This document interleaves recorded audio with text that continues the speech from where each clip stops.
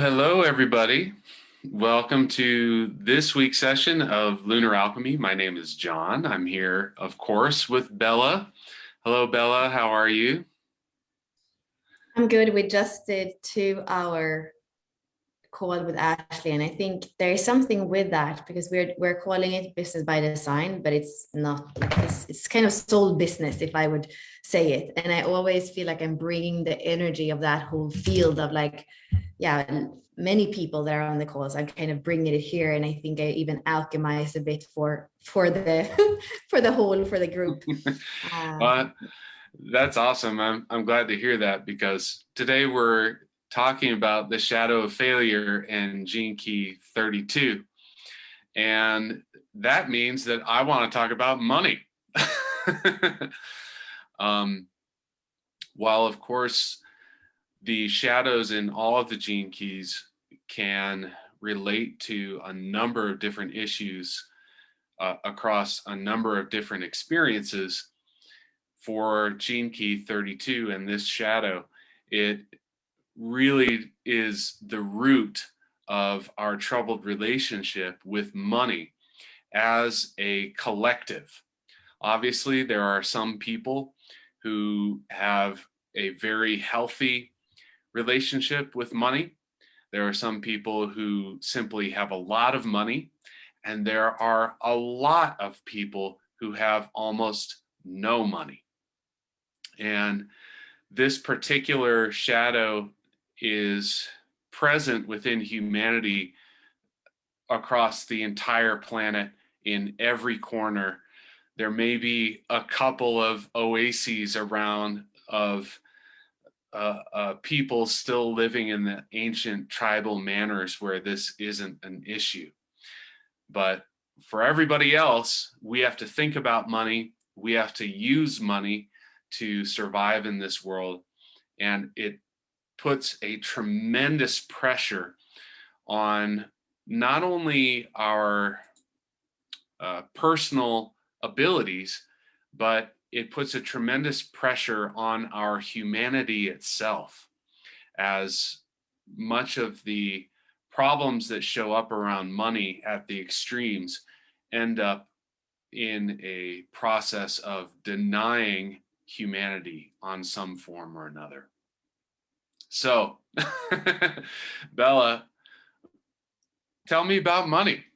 What are your thoughts about gene key 32 and this shadow of failure and this medium of exchange that is suddenly become one of the new spiritual buzzwords of mastery in terms of, I mean, Richard Rudd, I think, just did a call today I saw through the Pulse talking about why sometimes the law of attraction doesn't work.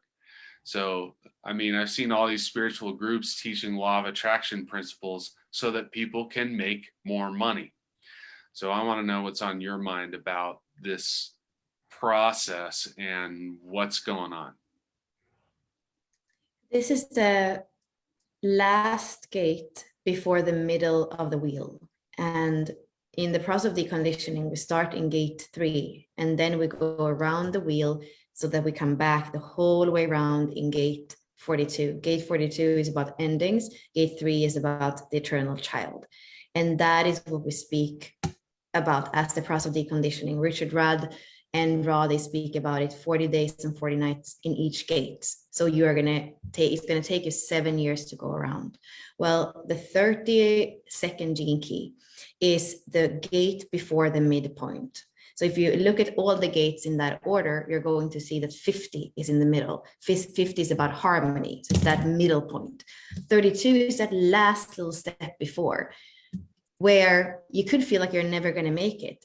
So in a way, this is a journey from the not self to the true self. And when you are in that 32, you've made a very long journey through those layers, and you've seen your not self. You've become aware of it. You've become aware of some of those probably beliefs about money as well. And then in that step, like, are we going to jump and do we believe, do we trust that we can live in a world that is based on the true self, or on a world that is based on the lack which would be the failure.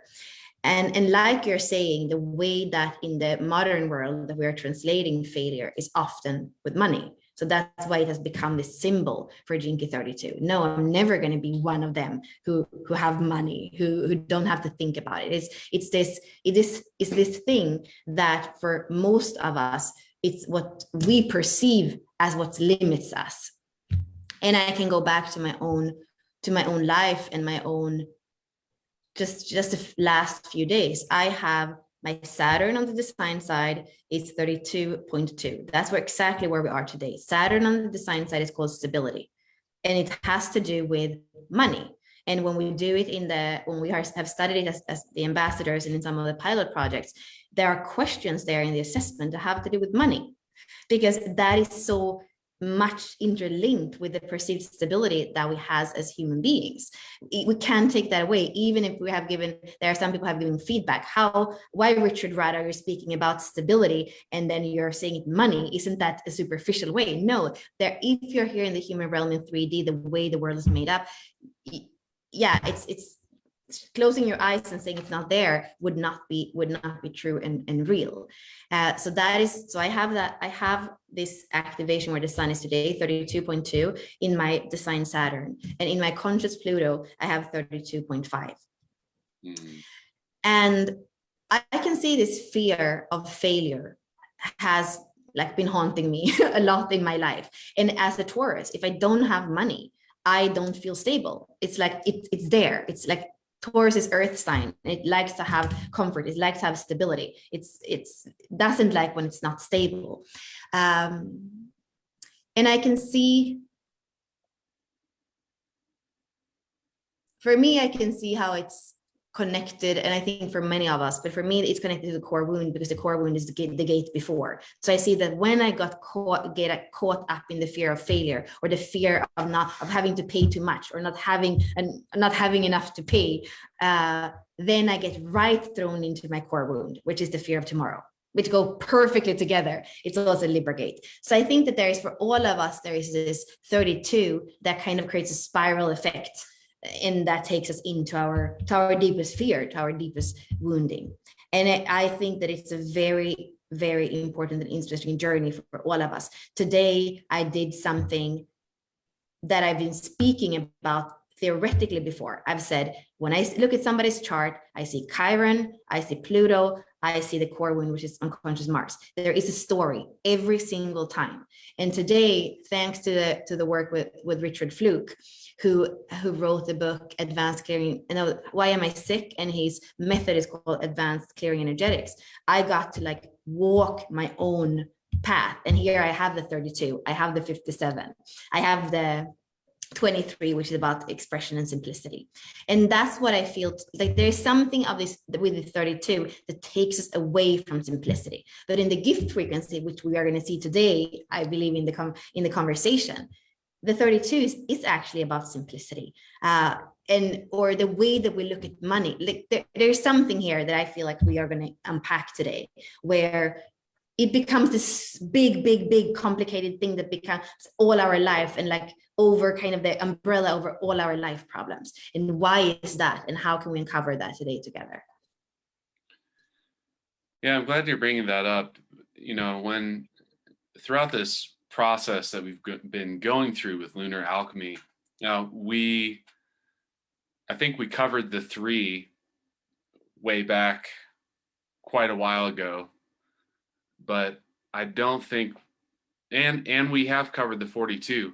So we've been around more than half at this point of all of the possible gates.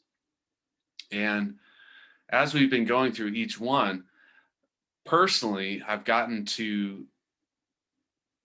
sort of more directly experience the qualities of the gene keys that are being illuminated by this solar and lunar transit that's happening, and recognize the differences between those energies which are directly reflected in my chart or in my hologenetic profile, and those energies which, even if they're not in my profile or design, still has an incredible influence on my overall experience.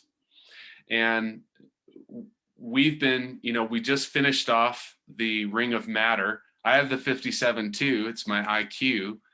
So, that was interesting for me to move through, because the whole the whole transit kind of shut my mind down. I couldn't access my intuition with my mind, which is an unusual thing for me to experience. I've been developing for a number of years a skill of accessing intuition through the mind. And it's tricky sometimes, and I'm not always right about that translation. I'll find that out through trial and error. But over the last week, just could not feel it at all. Now, with the 32, I don't have that in my chart. I don't have the other side of the channel, the 54, which connects it to the root, I believe, and neither of those are activated for me. And my experience with this particular gene key is still really intensely personal. It's not like something that I haven't noticed. It's not like something that's kind of at the fringes that doesn't immediately impact almost everything that I do and everything that I choose. So there are these gene keys that have these massive influence on our entire way of life in terms of humans living together and being interdependent, codependent, independent, isolated, all of the different ways that we express ourselves in society. This gene key just, it lands right in your lap no matter what's going on for you. And I think being able to say like, oh yeah, like it puts you straight into the core wound. Maybe that we could say that that's particularly true for you, Bella, but I would also mirror that in my own experience, that most of my experiences in the exchange of receiving money in exchange for service ends up going straight to my core wound also. Throughout my 20s, I would get jobs and end up in leadership positions, which my core is the 7, which has everything to do with leadership. And I didn't always like that. So, I mean, I feel like when we're bringing up this subject of money and talking about the gene key, it really, what you're talking about and what I want to reflect is that money is this energetic movement of exchange that has the capability of amplifying that which it is directed toward. So, whether you're using money for survival, or you're using it for fun, or you're using it for investment or any other use, money is an amplifier. And the way in which we create that exchange with other people is going to completely impact the results of that amplification. And I think that was beautifully said on an individual level of saying, hey, if you want to figure out what's going on with your core wound, just look at your relationship with money, because it will point directly at it.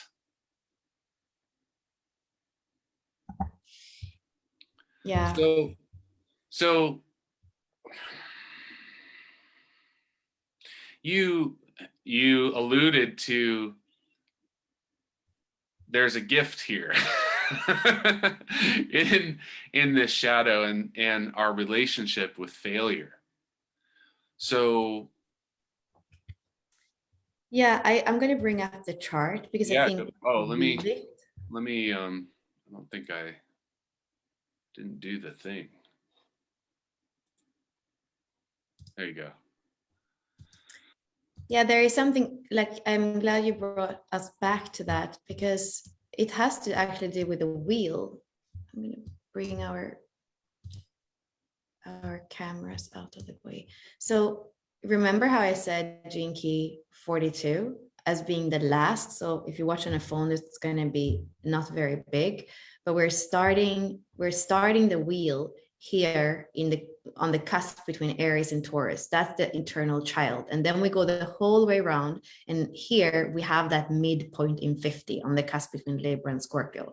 And right before we have the 32. And what's interesting, is that the polarity point or the programming partner, the way we would say it in the gene keys, is that 42 to the 32. And here we see it a little bit clearer in the sun and the earth. And when I was writing the archetype text, I could see their relationship. I often think about what is the programming partner because they actually balance each other out. So of course, in the low frequency, we can see the 32 and the 42. The shadows are fear of failure and expectations. Like the expectations you have on yourself or that other people have of you are always going to bring you to that place that you could actually fail fulfilling your own expectations for somebody else. So then it's a failure, whether it's subjective or not, whether it's you or another. So they go very much hand in hand in the shadow. But what I have seen as I was looking at evolutionary astrology, looking at my Pluto, and then it's really the polarity point that kind of has the answer. And similarly, Richard Rudd speaks about the programming partner. Look on the other side. If you're stuck here, look on the other side. So we can see that 42 as a celebration, but not just celebration, mere celebration. It is celebrations of the cycles of life. And it sees night and day. It sees lack and abundance, which is the same thing as saying winter and summer. So it's showing us that the life is ebb and flow, and there is a beauty in that. We call it the nomad in the 64 doors because it walks. We have like the flip-flops. I know, I remember as one of the symbols. It walks through lives in those simple sandals, and it can see the cycle of life and everything, the things that die and the things that are born, and that there is nothing. I think that what the 32 and the 42 tells us, this is what I saw this week, it's not worth it to keep something alive artificially when the natural thing would be for it to die so that the soil can become fertile again, so that the something else can grow. And that's where the 32 comes in with its own intelligence about the interconnectedness of life, of seeing how everything comes together. And even before, because you failed once. I mean, take entrepreneurship. There is the statistics, like the entrepreneurs that make it, how many times did they fail before they make it?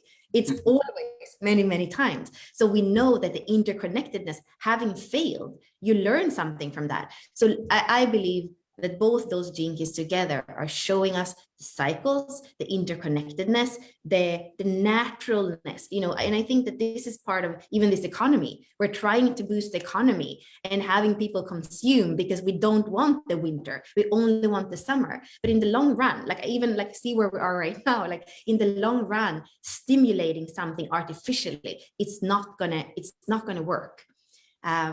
And possibly that takes us to even the deeper layers of the shadow of the 32 and the 42. The more we push it, the more we're going to push ourselves to those places. Yeah, I love that you brought up the programming partner because they have such an impact on this evolutionary process that we're looking at through lunar alchemy. When the sun is in 32, the earth is in 42. So we're in it. But from our perspective, we're just where we are. We aren't in any particular sign. We're the ones looking up at signs. but that doesn't mean the energy isn't present in terms of the geometric alignments of the cosmos. So it's just an inner type of alignment rather than an external one that may be more easy for us to see through our current form. So the moon gives us this nice reflection of the sun's light every night and gives us a little either sliver, or as we're moving right now, a sort of expanding growth into something, or a total fullness. And then eventually every new moon completely disappears.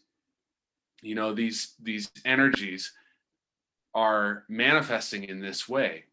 And as we go around this calendar, on each half of it, we get the other complementing energy of one experience that we've already had in whole. Meaning we've already been in the 42 while we were receiving those energies from the sun 6 months ago.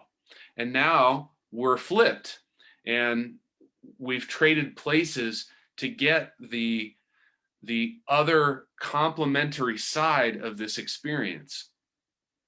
So you were talking about having moved through all of these different transits already through the half of the year. What that allows us to do is see different perspectives of the same energies, essentially, that are moving through our system at all times. And the illumination of each particular gene key transit is going to light up little aspects of our own particular individual energetic structure so that we can look at it, so that we can recognize that which we are, and perhaps recognize that which we are not. And as that process, when you move through a conscious process of looking at either side of these combinations, the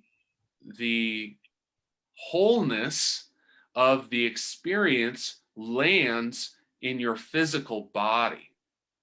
Because anytime you have a projection out into the environment that is what determines your perception of reality, you are separated from that reality.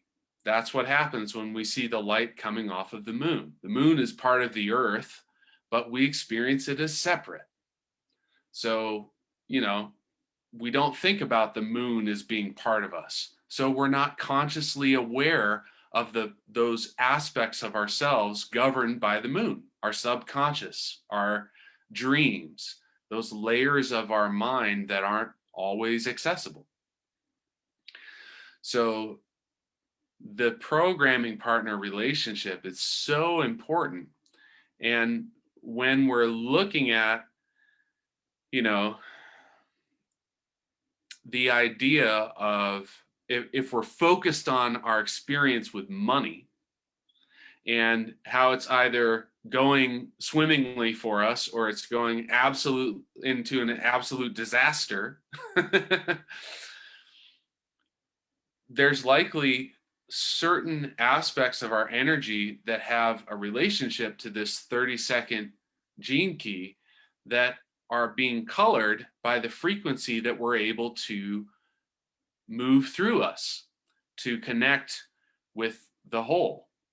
And when those things are moving into directions that are maybe not supporting our well-being or not supporting the well-being of the world around us, you know, maybe we're being stingy and selfish and all of that type of stuff,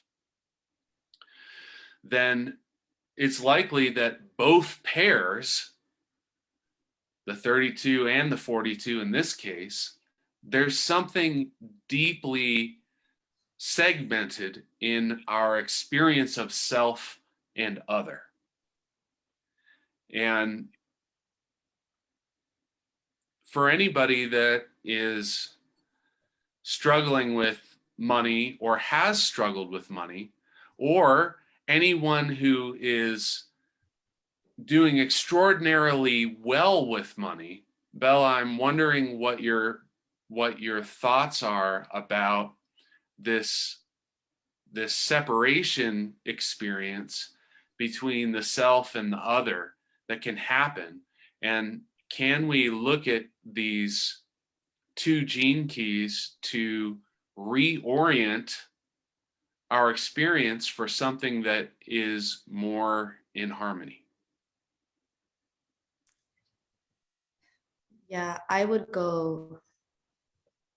We say that everything is hologenetic, and we can just look at the 32 and the 42. We see that we have Aries energy here, which is self, and then we have Libra energy, which is other.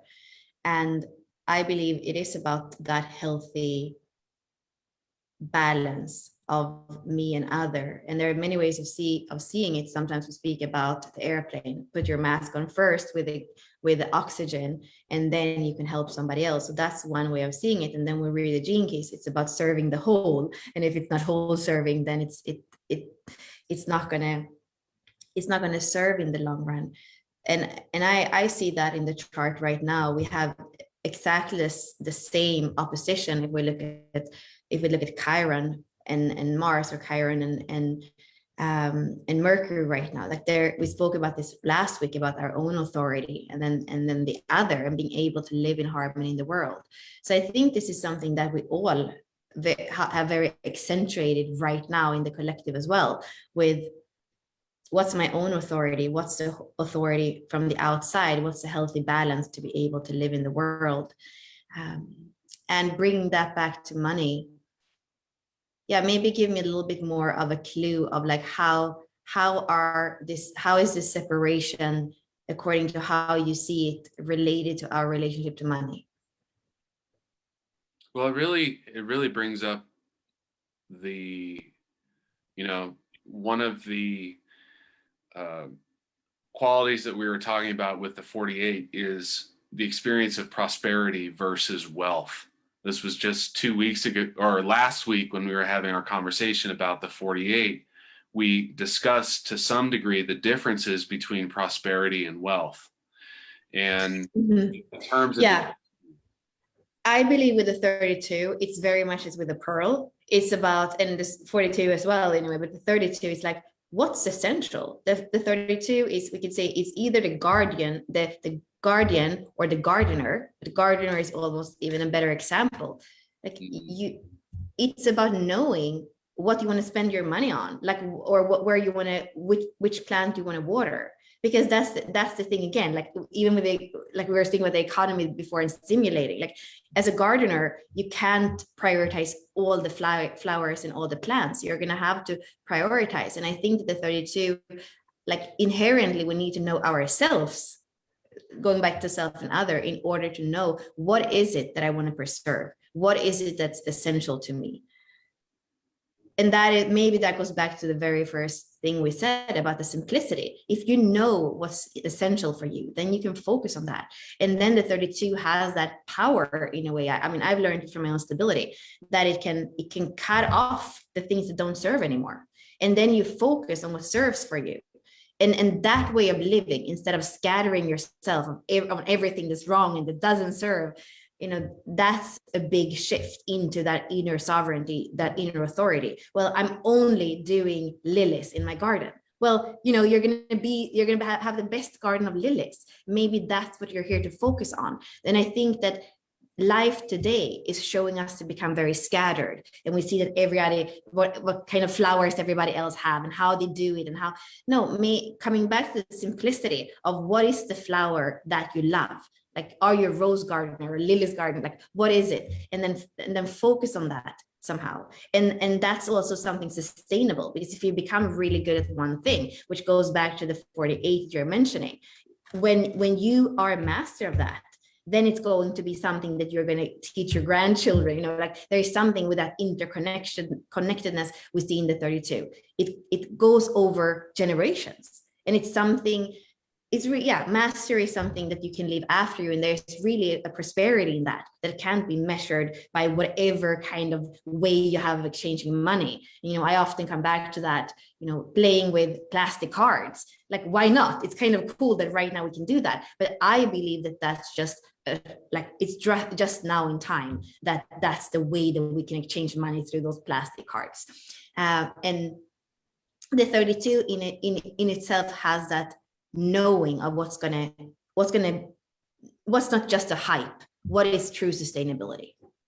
Yeah, that really that makes me think of a couple of things. In the I Ching, this hexagram is called duration, and it's the image of thunder over wind. These are two things that always, or when they show up, they always accompany each other.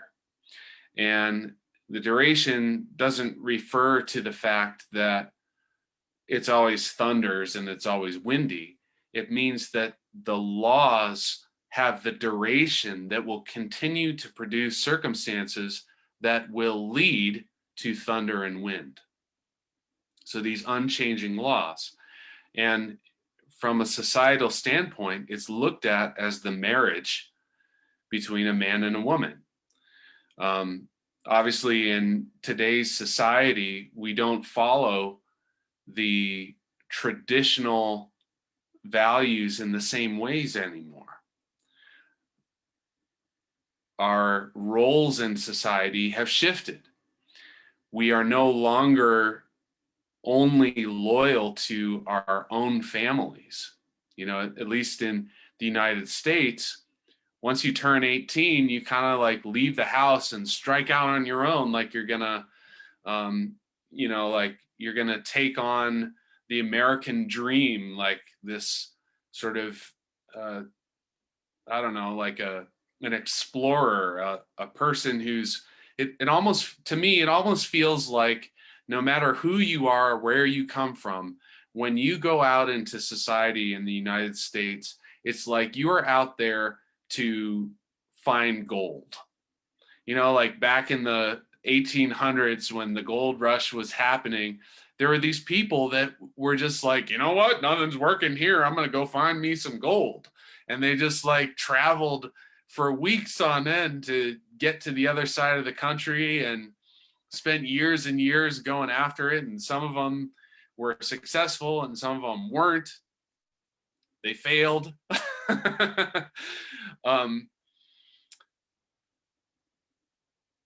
It feels as if our society is no longer built upon these values of preservation, but is built upon a value of attempting to mentally or environmentally control the possibility of what may happen in the future. I mean, we did the 48 and we were talking about prosperity and wealth. In between was the 57, the shadow of unease, and essentially the fear of what's going to happen next.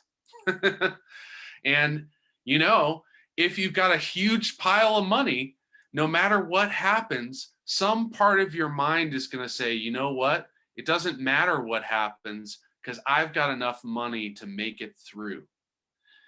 Or at least that's what the mind tells us.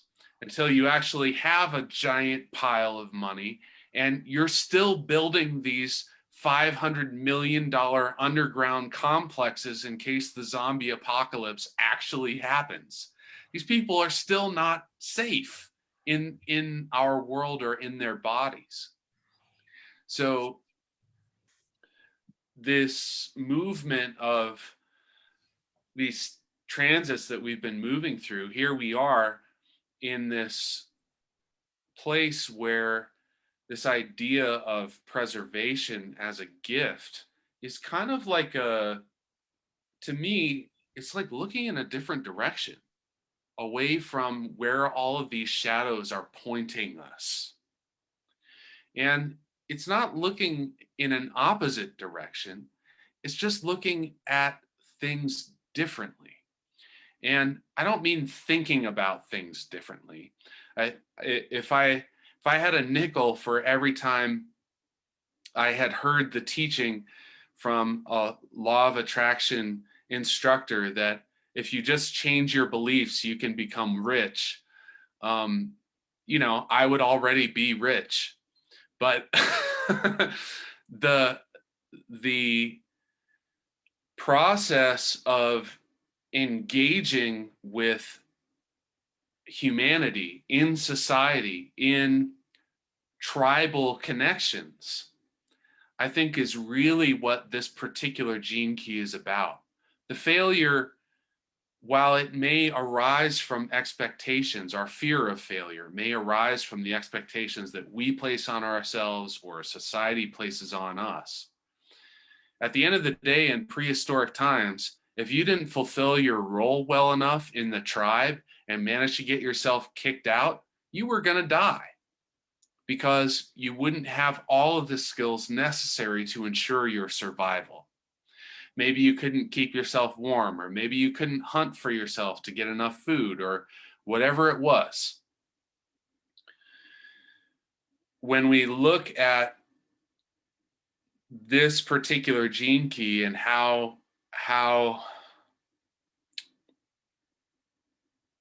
all of these different factors are playing together, I just can't help but come back to some of the gift frequencies that we've been moving through and how they are encouragements to trust, encouragements to follow intuition, for instance, to do that with courage and trust in humanity's ability to meet and support you.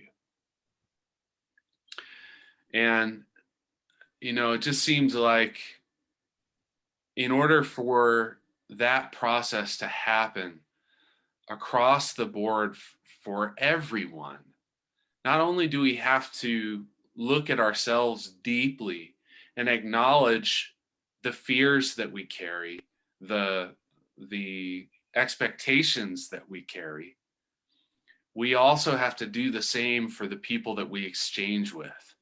Are we willing to give other people a chance to support us in what it is that we're doing? Or are we too afraid to even put our voice out there? So that's where I land with a lot of these considerations. I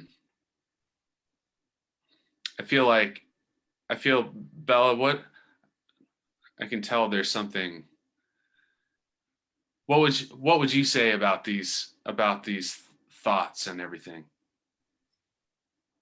Yeah, when I hear you, what stayed with me in the beginning of what you said is that it doesn't matter how much money you have, you're still not going to feel safe if it comes from the mind of having enough money for the sake of what the mind thinks, and how the mind and the yang principle of like how we need to, what we need to do, or like all this kind of outside mind power, like you say, what we need to set up to prove to ourselves that we got it. But that doesn't create security. But that's the thing. Like, I think that's the deepest crisis often, when we do all these things, we pile up all this money and still we don't feel safe. And then the crisis comes and it takes us back in, it takes us to yin, it takes us to the feminine principle, where we get to like look inside, we get to kind of humble down in a way, and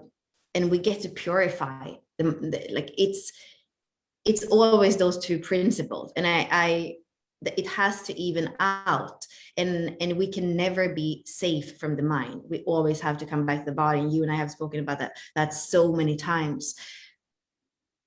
And well, I'm sitting here, I'm thinking, like, every time we meet, I feel like it always speaks the same thing, that sacred union of those principles. And that's what I think with the law of attraction. It's very much that as long as it stays in the mind and it doesn't come into the body, for me, it's just an idea and it's just an illusion, the same way that money is. It's just because we decided that that is what we're going to use to exchange. But it's, you know, those paper things with numbers on it, like it is a creation of the mind.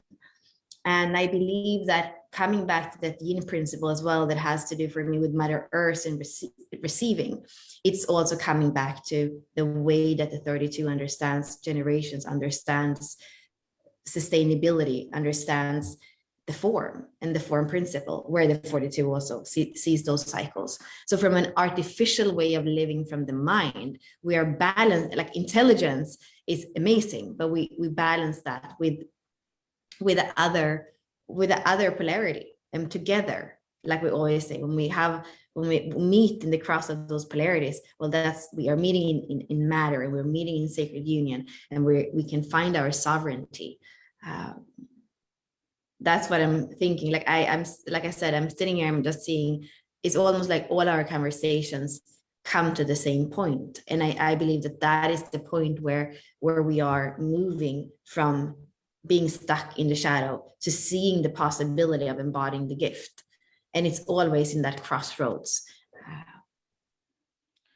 Yeah, I love that you bring up that aspect of looking at energy, the mind as this masculine principle that's nature is to explore and conquer and control and perhaps protect. And the nature of the body to some degree is a feminine nature, to receive, to integrate, to digest, to rest, to process the unconscious darkness that is an aspect of the larger beings that we are. Because it really describes the importance and the purpose of the quantum healing transmissions that we're doing with Lunar Alchemy.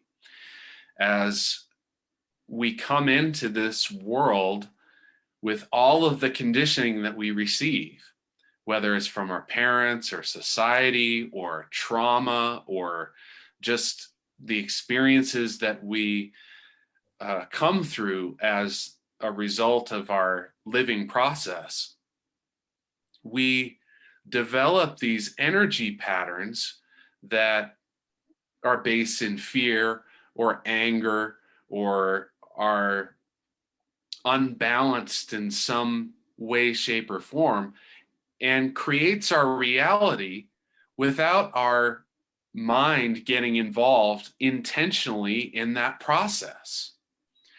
And once we get to a point where, like, hey, I'm going to start controlling my reality and putting your intentions into the world, and you see that your intentions don't seem to matter so much, which can happen, then we have to look at deeper layers of what's going on inside us that we're not aware of. And the things that are happening through our bodies, through those energy patterns that we haven't yet come into a state of harmony with. So that's what we're up to with today. I hope this will bring us into a state of harmony with this gene key. For those of you watching on Facebook, thanks for joining us for our discussion for the Shadow of Failure and Gene Key 32. I feel like there's always so much more to talk about, but as Bella's alluding to, oftentimes we're going to touch on that next piece in another conversation as we continue to uncover the essence of this one energy that keeps cycling through its 64 permutations next week. So you can join us there. We've also begun to put single Lunar Alchemy sessions available through Unlock Your Design. So if there's a particular gene key that you would love to see available for you to gain access to through the Unlock Your Design Academy, let us know. And we'd be happy to put that. I'm working on doing all of our sessions up there, so they'll all be available on a one-by-one basis. But that'll come over time. So if there's something you like, we can jump on that right away for you. Let us know. And also, if you love the idea of this process, please look into joining us for our weekly Lunar Alchemy sessions. You'll have access to all of those transmissions. If it doesn't meet your schedule, you can access them in the Academy portal at your own convenience. And the quantum healing transmissions, you do not require to be present for them live to receive the full benefit of them, because they work from a place of no time and no space. So we'll see you next week, and we'll continue on with our solar members. I'm sending you divine loving presence from my heart to yours, and have a beautiful day. Enjoy the rest of this transit through gate 32.